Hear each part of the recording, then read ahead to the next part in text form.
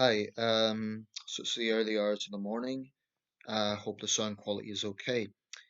I have spoken about this one before, but I think the issues are very pertinent and they are very relevant. I was just checking there if I had a cup of coffee. I haven't poured it yet. Get it after the video. Um, Obviously, the American election is just a few days away, and this one really has been very much about the culture wars.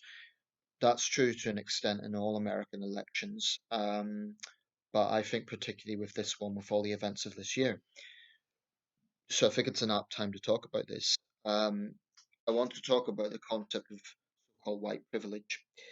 It's a term I absolutely despise, but even more than the term itself, I despise the way it's been normalized by progressives who think it is an acceptable way to talk about people. Um, it's an utterly racist term because it is based on a racist generalization. Now, I've heard the argument about this. I've heard how it is explained and rationalized by progressives.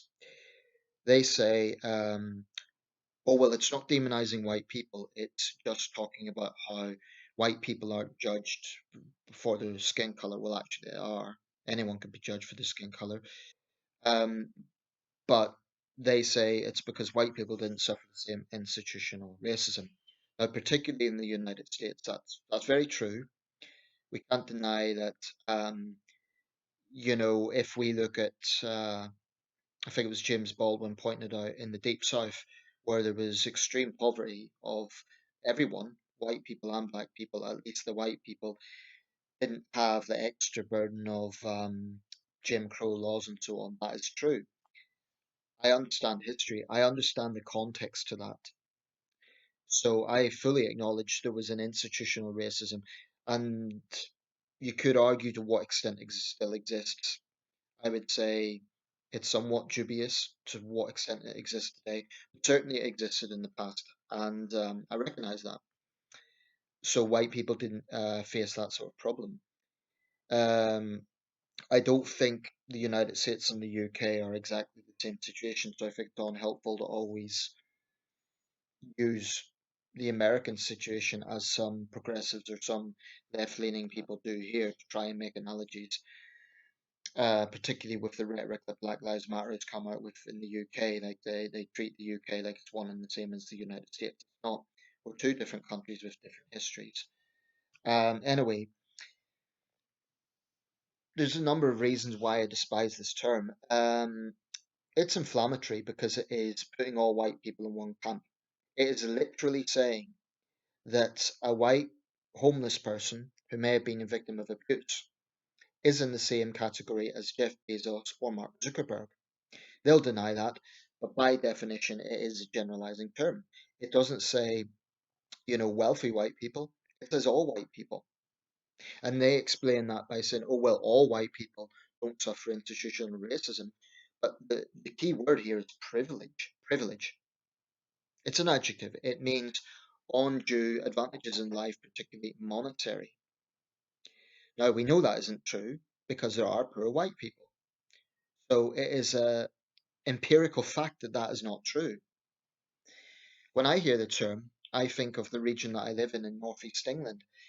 Um, and, I have said this before, but I think it's worth reiterating. Let's look at history. A century ago, and much later than that, but using a century ago just as an example, what was so called white privilege?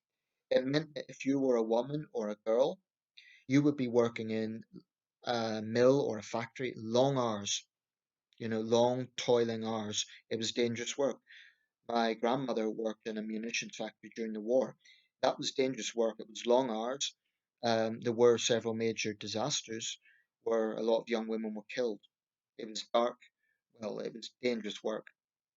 If you were a man or a boy, your privilege was to go down a coal mine.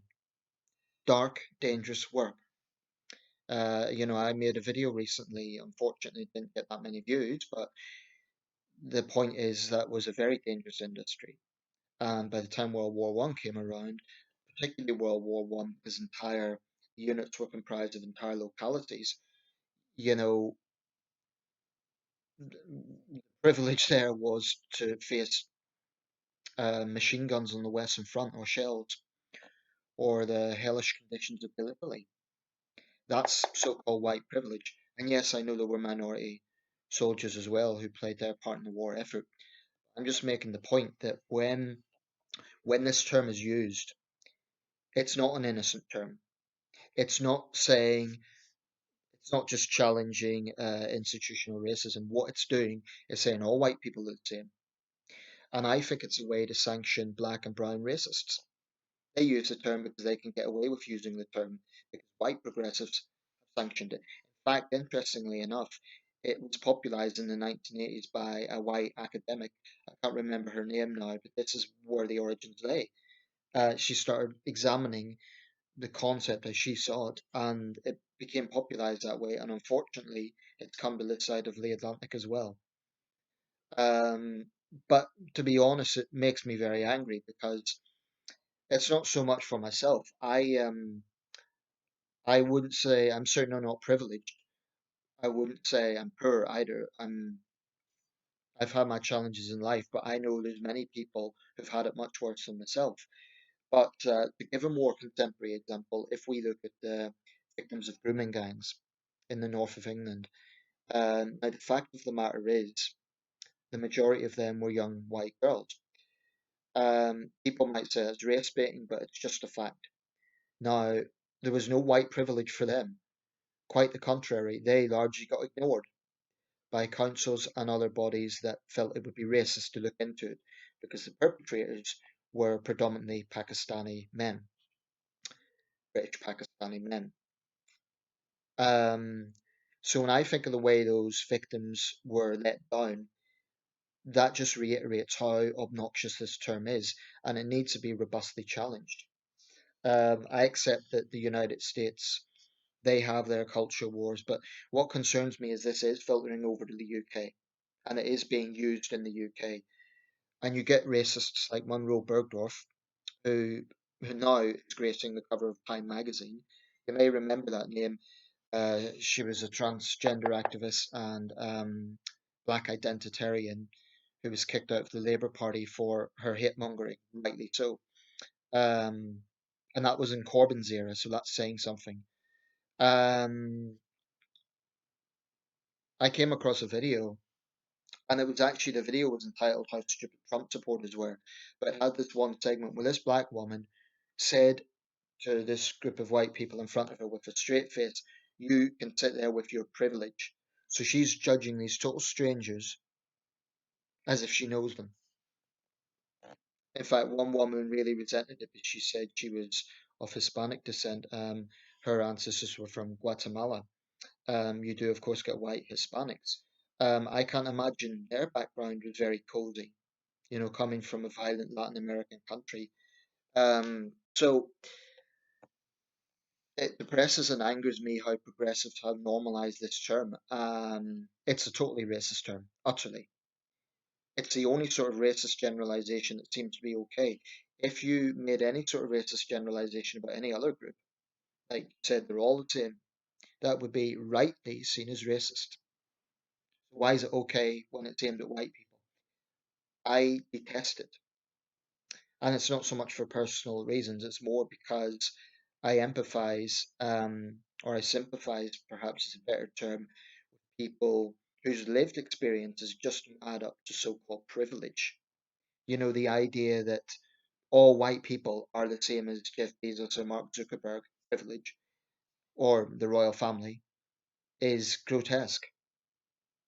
I would say there are wealthy black people who have more in common with Mark Zuckerberg or Jeff Bezos or other wealthy white people than a lot of white people do. Um, I believe there are social divisions in society, economic social divisions. They impact a lot of people. I despise the way that powerful networks like CNN, really, really told this rhetoric, and they do. They endorse it and they push it. and it's incredibly damaging.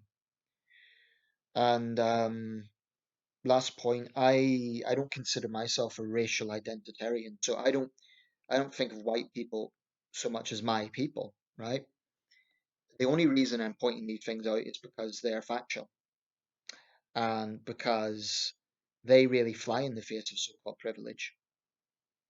And because I think constantly using terms like that, all it does is create deeper divisions and resentment. That's all it does. It's not a constructive term at all. It very much taps into the very unconstructive concept of critical race theory, which this government, I'm pleased to say, is pushing back against. Um, there was a conservative minister, I forget her name now, but junior minister on equalities. Her background is from Benin in West Africa. To her credit, she was absolutely condemning the divisiveness of the likes of Black Lives Matter. Um, that's interesting. I've just posted this on my Facebook timeline, and you know who's liked it? Chinese guy, Chinese friend of mine. So he obviously agrees. In point of fact, I think a lot of minority people would agree because they realize what I see. It's it's a divisive term. They may well have white friends who aren't in the privileged position these so-called progressives push. Centrists and moderates need to reject this term. It's not, opposing it is not a right-wing position. At least it shouldn't be. It's a common sense position. Hell, you could be left-wing and oppose it. Indeed, a lot of people of left-wing backgrounds, particularly in the UK, they would come from precisely those sort of communities that are being unfairly stigmatized with the privilege label, i.e., Labour, traditionally Labour voting industrial communities. So it's infuriating. And I would like to ignore it, but it is unfortunately normalized in vernacular. And the likes of Time Magazine and CNN and other progressive outlets, so-called progressive outlets, normalize this. I find that very, very sad and very, very frustrating. Be interesting to see what sort of responses I get to my post. I'm expecting some dissent, but I'll argue what I've argued here. Thanks for watching.